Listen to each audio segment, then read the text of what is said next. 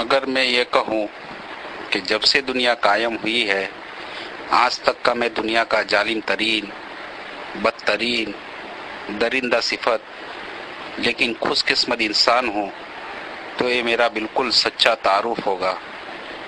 میں ضلع مظفر نگر کے بڑھانا تحصیل کے مسلم راجپوت اکثریت والے گاؤں میں ایک اہیر کے گھر اب سے تقریباً 42 یا 43 سال قبل پیدا ہوا۔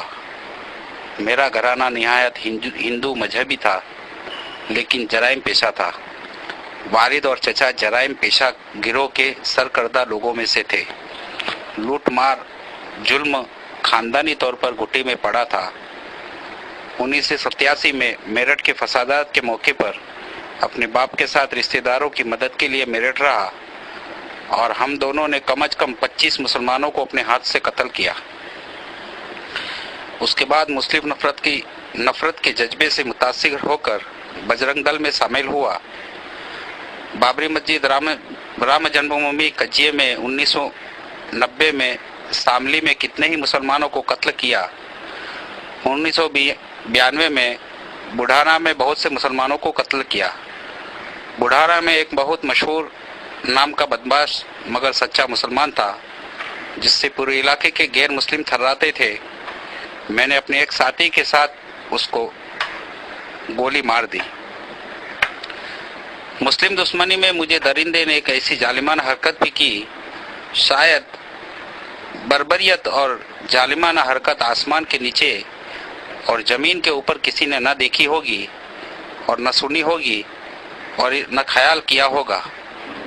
قرآن شریف کے 30ویں پارے میں ایک سورت بروج ہے، اس میں آگ کی کھائی والوں کے بارے میں اللہ نے کہا ہے کہ وہ برباد ہوئے اور ہلاک کیے گئے۔ یہ سورت شاید میرے بارے میں اتری ہے، بس اتنا ہے کہ اس میں انہیں آگ والے یعنی جہنمی کہا گیا۔ میرے قبول اسلام کا واقعہ ہر مایوس کو امید دلانے والا ہے کہ وہ کرپاوان اور دیالو اللہ جب میرے ساتھ ایسا کرم کر سکتا ہے تو کسی کو مایوس ہونے کی کہاں گنجائش ہے۔ میرے ایک بڑے بھائی تھے، ظلم اور جرائم کے باوجود ہم دونوں بھائیوں میں حد درجہ محبت تھی۔ میرے بھائی کی 2 لڑکیاں اور 2 لڑکے تھے جبکہ میرے کوئی اولاد نہیں ہے۔ بڑے بھائی کی بڑی لڑکی کا نام ہیرا تھا۔ وہ عجیب دیوانی لڑکی تھی، بہت ہی بھاوک تھی، جس سے ملتی بس دیوانوں کی طرح اور جس سے نفرت کرتی پاگلوں کی طرح۔ کبھی کبھی ہمیں یہ خیال ہوتا کہ شاید اس پر اوپری اثر ہے۔ کئی سیانوں وغیرہ کو بھی دکھایا مگر اس کا حال جو کا تو رہا۔ اس نے 8ویں کلاس تک اسکول میں پڑھا، بڑی ہو گئی، اس کو گھر کے کام میں لگا دیا، مگر اس کو آگے پڑھنے کا بہت شوق تھا اور اس نے گھر والوں کی مرضی کے بغیر ہائی اسکول کا فارم بھر دیا اور 8 دن تک کھیتوں میں مزدوری کی تاکہ فیس بھر سکے اور کتابیں منگوا سکے۔ جب کتابیں اس کی خود سمجھ میں نہیں آئی تو برابر میں ایک براہمن کے گھر اس کی ایک لڑکی سے پڑھنے جانے لگی۔ براہمن کا لڑکا بدماش اور ڈاکو تھا۔ نہ جانے کس طرح میری بھتیجی ہیرا کو اس نے بہکایا اور اس کو لے کر رات میں فرار ہو گیا۔ وہ اس کو لے کر بڑوت کے پاس ایک جنگل میں جہاں اس کا گروہ رہتا تھا پہنچا۔ وہ اس کے ساتھ چلی تو گئی مگر وہاں جا کر اسے اپنے ماں باپ کی عزت جانے اور ان کی بدنامی اور اپنی غلطی کا احساس ہوا۔ وہ چپ کے روتی تھی۔ اس گینگ میں ادریس پور کا ایک مسلمان لڑکا بھی رہتا تھا۔ ایک روز اس نے اسے روتے ہوئے دیکھ لیا۔ اس نے رونے کی وجہ معلوم کی۔ اس نے بتایا کہ میں کم عمری اور کم سمجھی میں اس کے ساتھ تو آ گئی مگر مجھے اپنی عزت خطرے میں لگ رہی ہے اور میرے ماں باپ کی پریشانی مجھے بہت یاد آ رہی ہے۔ اس کو ہیرا پر ترس آ گیا اور اس نے بتایا کہ میں مسلمان ہوں اور مسلمان اپنے عہد کے سچی کو کہتے ہیں، میں تجھے اپنی بہن بناتا ہوں، میں تیری عزت کی حفاظت کروں گا اور تجھے اس جنگل سے نکال کر صحیح سلامت تیرے گھر پہنچانے کی کوشش کروں گا۔ اس نے اپنے ساتھیوں سے کہا کہ لڑکی تو بہت بہادر اور اپنے ارادے کی پکی معلوم ہوتی ہے، ہمیں اپنے گروہ میں 1-2 لڑکیوں کو ضرور شامل کرنا چاہیے، اکثر ہمیں اس کی ضرورت ہوتی ہے۔ اب جنگل میں اس کو ساتھ رکھنے کا طریقہ یہ ہے کہ اس کو لڑکوں کے کپڑے پہناؤ اس کی بات سب ساتھیوں کی سمجھ میں آ گئی۔ ہیرا کو مردانہ کپڑے پہنا کر لڑکا بنایا گیا، اسی طرح وہ اسے ساتھ لے کر پھرتے تھے۔ اس نے دیکھا کہ 10-12 لوگوں میں اس مسلمان کا حال سب سے الگ تھا۔ وہ بات کا پکا تھا، اچھی رائے دیتا تھا، جب مال بڑھتا تھا تو اس میں سے کچھ غریبوں کا حصہ رکھتا تھا۔ ہیرا کو الگ کمرے میں سلاتا تھا اور رات کو بار بار اٹھ کر دیکھتا تھا کہ کوئی ساتھی ادھر تو نہیں آیا۔ جب ہیرا کو ان کے ساتھ رہتے ہوئے کچھ روز ہو گئے اور ان کو اطمینان ہو گیا کہ ان کی گینگ کی ممبر بن گئی ہے تو اس کی چوکسی کم کر دی گئی۔ اب اس نے ایک روز ہیرا کو کسی بہانے سے بڑوت بھیجا اور ہیرا سے کہا کہ تم وہاں تانگے میں بیٹھ کر ہمارے گھر ادریس پور چلی جانا اور وہاں جا کر میرے چھوٹے بھائی سے سارا حال سنانا اور کہنا کہ تیرے بھائی نے بلایا ہے، اور اس کو بتا دینا کہ وہ یہاں آ کر یہ کہے کہ وہ لڑکی بڑوت والوں نے شک میں پکڑ کر پولیس والوں کو دے دی ہے۔ ہیرا نے ایسا ہی کیا۔ اس کا بھائی جنگل میں گیا اور اپنے بھائی سے جا کر کہا کہ اس لڑکی کو بڑوت والوں نے پکڑ کر پولیس کو شک میں دے دیا ہے۔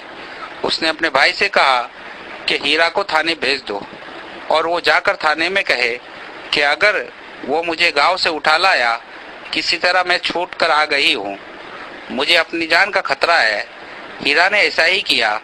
بڑوت تھانے والوں نے بڑھانا تھانے سے رابطہ قائم کیا۔ وہاں پر اس لڑکی کے اغوا کرنے کی رپورٹ پہلے ہی لکھی ہوئی تھی۔ لیڈیز پولیس لے کر بڑھانا تھانے کے لوگ بڑوت آئے اور تھانے سے ہیرا کو لے کر ہمارے گاؤں آئے۔ ہم نے اسے گھر میں رکھ لیا، مگر ایسی بدچلن لڑکی کو گھر میں کس طرح رکھے؟ ہیرا نے بتایا کہ مجھے اگرچہ وہ اٹھا کر لے گیا تھا، مگر میں نے اپنی عزت کی حفاظت کی ہے۔ کسی کو یقین نہیں آیا۔ ایک پڑھے لکھے رشتے دار بھی آ گئے، انہوں نے کہا ڈاکٹری کرا لو۔ ہم دونوں بھائی ڈاکٹری کے لیے بڑھانا اسپتال اس کو لے کے گئے اور یہ خیال تھا کہ اگر اس کی عزت سلامت ہے تو واپس لائیں گے، ورنہ مار کر بڑھانا کی ندی میں ڈال آئیں گے۔ اللہ کا کرم ہوا کہ ڈاکٹر نے رپورٹ دی کہ اس کی عزت سلامت ہے۔ خوشی خوشی اس کو لے کر گھر آئے، مگر وہ اب مسلمانوں کا بہت ذکر کرتی تھی اور بار بار ایک مسلمان لڑکی کی شرافت کی وجہ سے اپنے بچ جانے کا ذکر کرتی تھی۔ وہ مسلمانوں کے گھر جانے لگی۔ وہاں ایک لڑکی نے اس کو دوزخ کا کھٹکا اور جنت کی کنجی کتاب دے دی۔ مسلمانوں کی کتاب میں نے گھر میں رکھی دیکھی تو میں نے اس کو بہت مارا اور خبردار کیا کہ اگر اس طرح کی کتاب میں نے گھر میں دیکھی تو تجھے کاٹ کے ڈال دوں گا۔ مگر اس کے دل میں اسلام گھر کر گیا تھا اور اسلام نے اس کے دل کی اندھیری کوٹری تو اپنے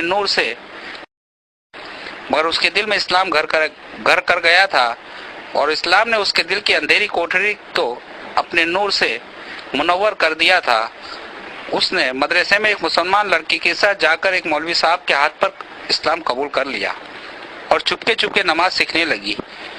وہ وقت پر پابندی سے نماز پڑھنے لگی۔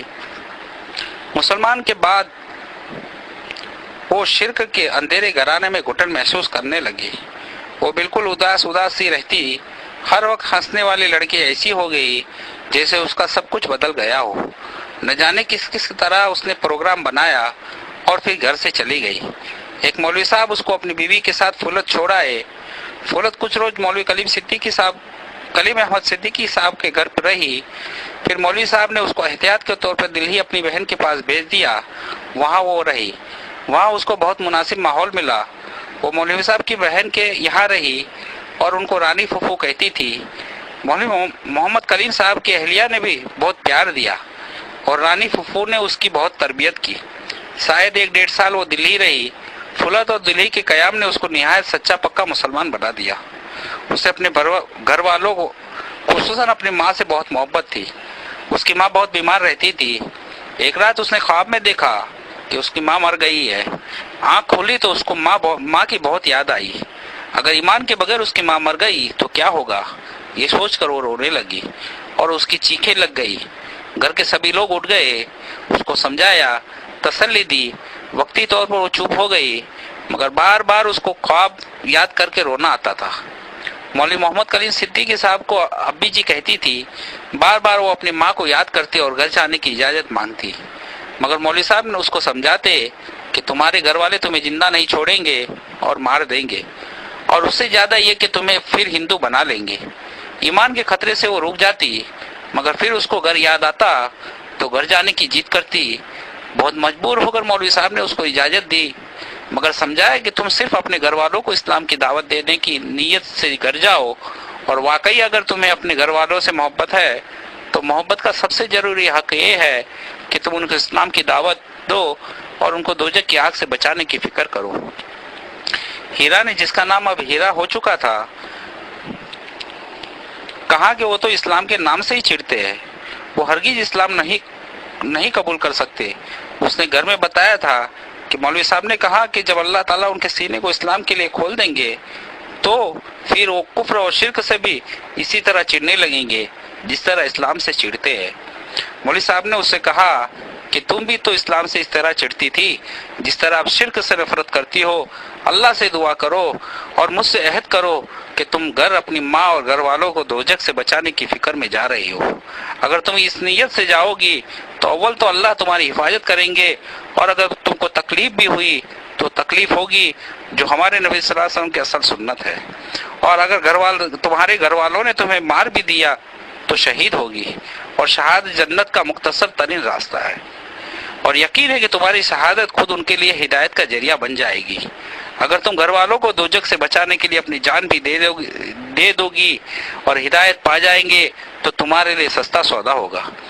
مولوی صاحب بتاتے ہیں کہ انہوں نے اس کو 2 رکعت نماز پڑھ کر اللہ سے ہدایت کی دعا کرنے اور دعوت کی نیت سے اپنے گھر جانے کا عہد کرنے کو کہا۔ وہ دہلی سے پھولت اور پھر ہمارے گھر آئی۔ ہم لوگ اس کو دیکھ کر آگ ببولا ہو گئے۔ میں نے اس کو جوتوں اور لاتوں سے بہت مارا۔ اس نے یہ تو نہیں بتایا کہ وہ کہاں رہی، البتہ یہ بتا دیا کہ وہ مسلمان ہو گئی ہے اور اب اسے اسلام سے کوئی ہٹا نہیں سکتا۔ ہم اس پر سختی کرتے تو الٹا ہمیں مسلمان ہونے کو کہتی۔ اس کی ماں بہت بیمار تھی، 2 مہینے کے بعد وہ مر گئی تو اس کو دفن کرنے کے لیے مسلمانوں کے حوالے کرنے کو کہتی رہی کہ میری ماں نے میرے سامنے کلمہ پڑھا ہے، وہ مسلمان مری ہے۔ اس کو جلانا بڑا جرم ہے، مگر ہم لوگ کس طرح اس کو دفن کرتے، اس کو جلا دیا۔ روز ہمارے گھر میں ایک فساد ہوتا، کبھی وہ بھائیوں کو مسلمان ہونے کے لیے کہتی، کبھی باپ کو۔ ہم لوگوں نے اس کو میرٹھ اس کے ننیال میں بھیج دیا۔ اس کے ماموں اس کی مسلمانی سے عاجز آ گئے اور انہوں نے مجھے اور میرے بھائی کو بلایا کہ اس ادھرم کو ہمارے یہاں سے لے جاؤ۔ ہم لوگ روز کے جھگڑوں سے عاجز آ گئے۔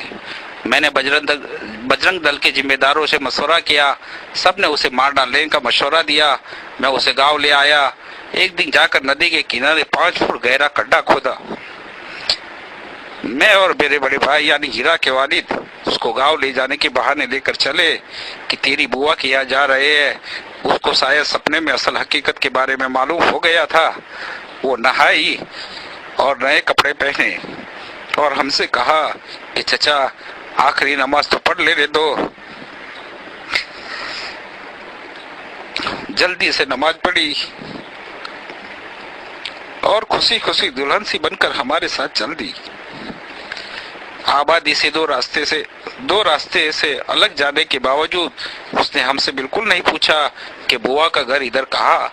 ندی کے پاس بالکل پاس جا کر اس نے ہنس کر اپنے باپ سے پوچھا، آپ مجھے بوا کے گھر لے جا رہے یا پیا کے گھر؟ کس دل سے پوری کروں یہ داستان؟ پوری تو کرنی ہی ہے۔ میرے تھیلے میں 5 لیٹر پیٹرول تھا۔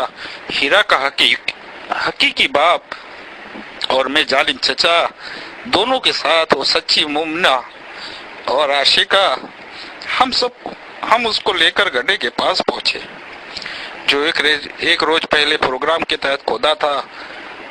اس درندے چچا نے یہ کہہ کر اس پھول سی بچی کو اس گڈھے میں دھکا دے دیا کہ تو ہمیں نرک کی آگ سے کیا بچائے گی، لے خود مزہ چکھ نرک کا۔ گڈھے میں دھکا دے کر میں نے اس کو اوپر سارا پیٹرول ڈال دیا اور ماچس جلائی۔ میرے بڑے بھائی یعنی ہیرا کے والد بس روتے ہوئے اس کو کھڑے دیکھتے رہے۔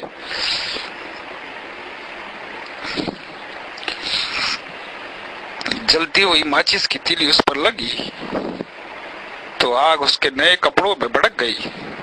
وہ آگ لگتے ہی وہ گڑھے میں کھڑی ہو گئی اور جلتی آگ میں ہاتھ آسمان کی طرف اٹھا کر چیخی،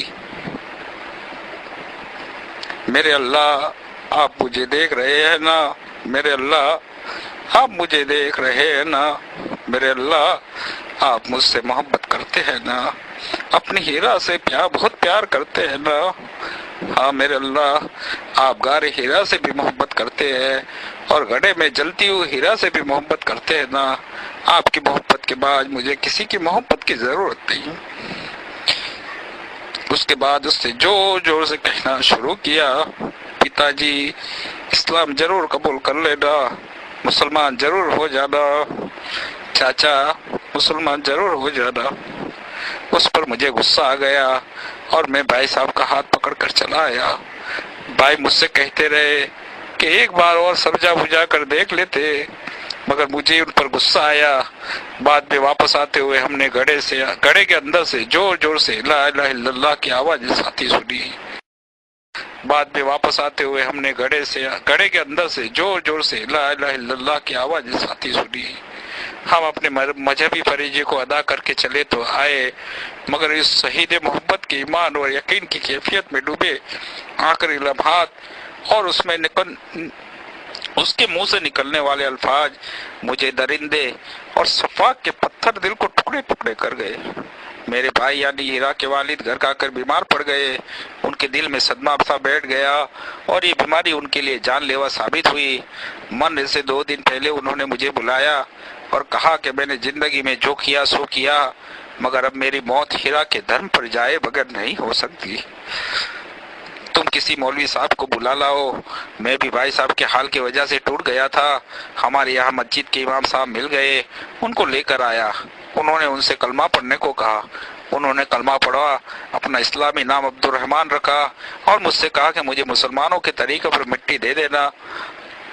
میرے لیے بہت مشکل بات تھی، مگر میں نے بھائی کی انتم اچھا پوری کرنے کے لیے یہ کیا کہ ان کو علاج کے بہانے دلی لے گیا، وہاں پر اسپتال میں داخل کیا، وہیں ان کی موت ہوئی۔ وہ بہت اطمینان سے مرے۔ پھر ہمدرد کے ایک ڈاکٹر سے میں نے یہ حال بتایا تو انہوں نے وہاں سنگم وہار کے کچھ مسلمانوں کو بلا کر ان کے کفن وغیرہ کا انتظام کیا، مگر بھائی کے مسلمان ہو کر مرنے کا مجھے بہت دکھ تھا۔ بھائی صاحب کے مسلمان مرنے سے مجھے یقین ہو گیا کہ میری بھابھی بھی ضرور مسلمان ہو گئی ہوگی۔ مجھے ایسا لگا کہ کسی مسلمان نے ہمارے گھر پہ جادو کر دیا ہے اور دلوں کو باندھ رہا ہے کہ ایک ایک کر کے سب اپنے دھرم کو چھوڑ رہے ہیں۔ تو میں نے بہت سے شیانوں سے بات کی۔ میں ایک تانترک کی تلاش میں سامنے سے اون جا رہا تھا، بس میں سوار ہوا تو بس کسی مسلمان کی تھی۔ ڈرائیور بھی مسلمان تھا۔ اس نے ٹیپ میں قوالی چلا رکھی تھی، بڑھیا نام کی قوالی تھی۔ اس میں ہمارے نبی صلی اللہ علیہ وسلم کو ایک بڑھیا کے ستانے، لیکن آپ کے ذریعے اس کے ساتھ اچھے سلوک اور اس کو سمجھانے، پھر بڑھیا کے مسلمان ہو جانے کا قصہ تھا۔ اسپیکر میرے سر کے اوپر تھا، بس جھنجھانا نہ رکی۔ اس قوالی نے میری سوچ کو بدل دیا۔ مجھے خیال ہوا کہ جس نبی کا یہ قصہ ہے وہ جھوٹا نہیں ہو سکتا۔ میں اون کے بجائے جھنجھانا اتر گیا اور خیال ہوا کہ مجھے اسلام کے بارے میں پڑھنا چاہیے۔ اس کے بعد شاملی کی بس میں بیٹھ گیا۔ اس میں ٹیپ بج رہا تھا۔ پاکستان کے مولوی قاری حنیف صاحب کی تقریر تھی، مرنے اور مرنے کے بعد کے حالات پر ان کی تقریر تھی۔ مجھے شاملی اترنا تھا، مگر وہ تقریر پوری نہیں ہوئی تھی۔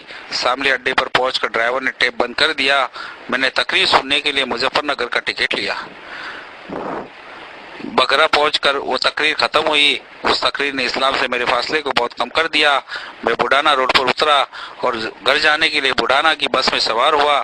میرے قریب ایک مولوی صاحب بیٹھ گئے۔ ان سے میں نے کہا کہ میں اسلام کے بارے میں کچھ پڑھنا چاہتا ہوں یا معلومات کرنا چاہتا ہوں، آپ میری اس سلسلے میں مدد کریں۔ انہوں نے کہا آپ فلت چلے جائے اور مولوی کلیم صدیقی صاحب سے ملے، ان سے زیادہ مناسب آدمی ہمارے علاقے میں آپ کو کوئی نہیں ملے گا۔ میں نے فلت کا پتہ معلوم کیا اور گھر جانے کے بجائے فلت پہنچا۔ مولوی کلیم صاحب وہاں نہیں تھے، اگلے روز صبح کو آنے والے تھے۔ رات کو ایک ماسٹر صاحب نے مجھے مولوی کلیم صاحب کی کتاب آپ کی امانت آپ کی سیوا میں دی۔ یہ کتاب اس کی زبان اور دل کو چھونے والی باتوں نے مجھے شکار کر لیا۔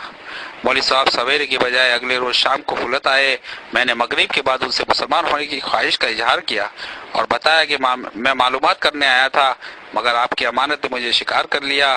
مولوی صاحب بہت خوش ہوئے۔ 31 جنوری 2000 کو مجھے کلمہ پڑھایا، میرا نام عبداللہ رکھا۔ رات کو میں وہیں رکا۔ میں نے مولوی صاحب سے 1 گھنٹے کا وقت مانگا اور اپنے ظلم اور بربریت کے ننگے ناچ کی کہانی سنائی۔ مولوی صاحب میری بھتیجی ہیرا کی کہانی سن کر دیر تک روتے رہے۔ اور بتایا کہ ہیرا ہماری یہاں ہی رہی اور میری بہن کے پاس دلی رہی۔ مولوی صاحب نے مجھے تسلی دی کہ اسلام پچھلے سارے گناہوں کو ختم کر دیتا ہے، مگر میرے دل کو اطمینان نہ ہوا کہ اس درجے صفاکی اور بربریت کو کس طرح معاف کیا جا سکتا ہے۔ مولوی صاحب مجھ سے کہتے تھے، اسلام سے سارے پچھلے گناہ معاف ہو جاتے ہیں، آپ نے اتنے مسلمانوں کو قتل کیا، اب اپنے دل کو اطمینان کے لیے آپ کچھ مسلمانوں کی جان بچانے کی کوشش کریں۔ قرآن نے کہا کہ نیکیاں گناہوں کو جائل کر دیتی ہے، چنانچہ اپنے دل کی تسلی کے لیے وہ اور اپنے جرم کی قسمت کو جگانے کے لیے اب میں یہی کوشش کرتا ہوں کہ کسی حادثے میں، کسی بیماری میں کوئی مسلمان مرنے جا رہا ہو تو میں اس کو بچانے کی کوشش کروں۔ یہ بھی مجھے معلوم ہے کہ مرنے والے کو میں بچانے والا کون ہوں، مگر کوشش کرنے والا بھی کرنے والے کی طرح ہوتا ہے، اس لیے کوشش کرتا ہوں۔ گجرات میں دنگے ہوئے تو میں نے موقع غنیمت جانا، میرے اللہ کا کرم ہے کہ اس نے مجھے خوب موقع دیا۔ میں نے وہاں پر ہندو بن کر بہت سے مسلمانوں کو محفوظ جگہ پر پہنچایا، پہلے سے خطرے سے ہوشیار کر دیا۔ پہلے جا کر ہندوؤں کے مشورے میں شامل ہوا اور 10-11 حملوں کی میں نے مسلمانوں کو اطلاع دے کر ان کے گاؤں سے حملے سے پہلے ہی ان کو بھگا دیا۔ ایک کام تو میرے اللہ نے مجھ سے ایسا کرایا جس سے مجھے بہت تسلی ہوتی ہے۔